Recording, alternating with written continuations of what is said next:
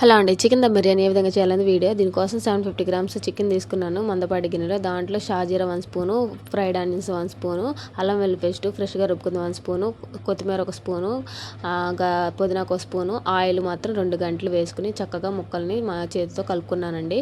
ఇలా కలుపుకున్న తర్వాత దీంట్లోకి మనము ఒక నిమ్మకాయ అండి, ఒక నిమ్మకాయని రెండు సగాలుగా చేసి నిమ్మరసం తీసుకోండి ఒక కాయల్లా. లేదంటే అదేంటి డైరెక్ట్గా పిండుకొని, నేనైతే ఇక్కడ డైరెక్ట్గా పిండాను. ఇక్కడ మీకు హాఫ్ చెక్క చూపించాను కాబట్టి ఈ ఎక్స్ప్లెనేషన్ అనేది ఇచ్చానండి. ఒక విధంగా చెప్పాలంటే ఈ 750 గ్రామ్స్ చికెన్ అనేది 2 kgs రైస్ కోసం తీసుకున్నాను. ఇంకా తర్వాత 2 గంటల దాంట్లోనే కారము, 2 స్పూన్ల సాల్ట్ అండ్ చిటికెడు అంటే కొంచెం హాఫ్ స్పూను పసుపు, గరం మసాలా కూడా వేసి ముక్కలకి బాగా పట్టించి ముక్కలంతా చేత్తో మసాజ్ చేసుకోవాలండి. ఇలా మసాజ్ చేసుకోవడం వల్ల ముక్కలు టేస్టీగా ఉంటాయి.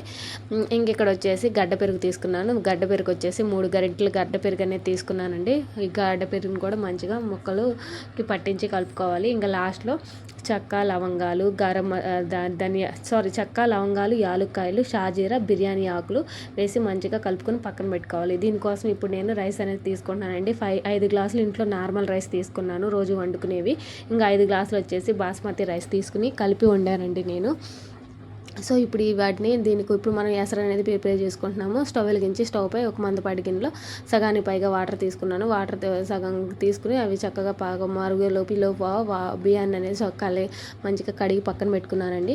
ఈ వాటర్లో 2 స్పూన్ల అల్లం వెల్లుల్లి పేస్టు, బిర్యానీ ఆకు, యాలక్కాయలు, లవంగాలు, చెక్క, షాజీరా వేసుకున్నాను. ఒక 2 స్పూన్ల సాల్ట్ కూడా వేసుకుని మంచిగా వాటర్ మరిగేటప్పుడు ఈ రైస్ అనేది నేను ముందుగా నానబెట్టి కడిగి పెట్టుకున్న రైస్ అనేది వేసి 70% ఉడికిచ్చానండి. 70% ఉడికిన రైస్ని తీసుకొచ్చి ఇప్పుడు మనం ముందుగా మ్యాగ్నేట్ చేసి పెట్టుకున్న చికెన్ ఉంది కదండి, ఆ చికెన్లో ఇలా లేస్గా వేసుకోవాలన్నమాట. ఇలా లేస్గా వేసుకోవడం వల్ల మంచిగా దమ్ అయ్యిద్ది.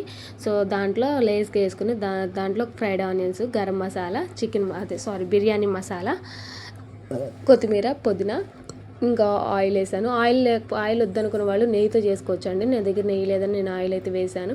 మళ్ళీ ఇంకా మళ్ళీ మిగిలిన రైస్ని కూడా మళ్ళీ లేయర్గా వేసుకుని దాంట్లో కూడా మనం రైస్ అంతా వేసేసుకుని లేయర్స్గా వేసుకుని మళ్ళీ ఫ్రైడ్ ఆనియన్స్, ఇంకా కొత్తిమీర, పుదీనాకు, ఇంకా గరం మసాలా అండ్ చికెన్ మసాలానే వస్తుంది, బిర్యానీ మసాలా 5 రూపీస్ బయట దొరికితే తీసుకున్నాను. ఇంకా లాస్ట్లో ఆయిల్ వేసాను అండి. ఇలా ఆయిల్ వేసి మంచిగా మనం ఏంటంటే రైస్ అనేది మొత్తం పెట్టి లాస్ట్లో ఫుడ్ కలర్ యాడ్ చేశాను. మీకు ఆడ ఉంటాయండి, లేదా కుంకుమ పువ్వు అయినా వేసుకోవచ్చు, లేదంటే స్కిప్ చేసేయండి. ఇప్పుడు స్టవ్ వెలిగించి స్టవ్ పైన పెట్టండి. 30 నుంచి 35 మినిట్స్ లో టు మీడియం ఫ్లేమ్లో కుక్ చేసుకోండి. దానిపైన దమ్ పెట్టడానికి ముందుగా ఇందాక మనం ఎసరు ఉడికించిన వాటర్ ఉంది కదా, ఆ వాటర్ వేరే చిన్న గిన్నెలో పోసి పైన పెట్టి దమ్ చేశాను.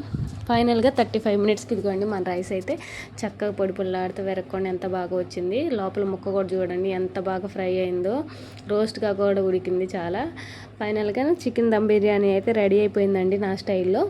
మీరు కనుక మన వీడియో నచ్చితే ఖచ్చితంగా మన వీడియోకి లైక్ చేసి ఛానల్ని సబ్స్క్రైబ్ చేయండి. ఇది కనుమ రోజు చేసిన వీడియో అండి నేను.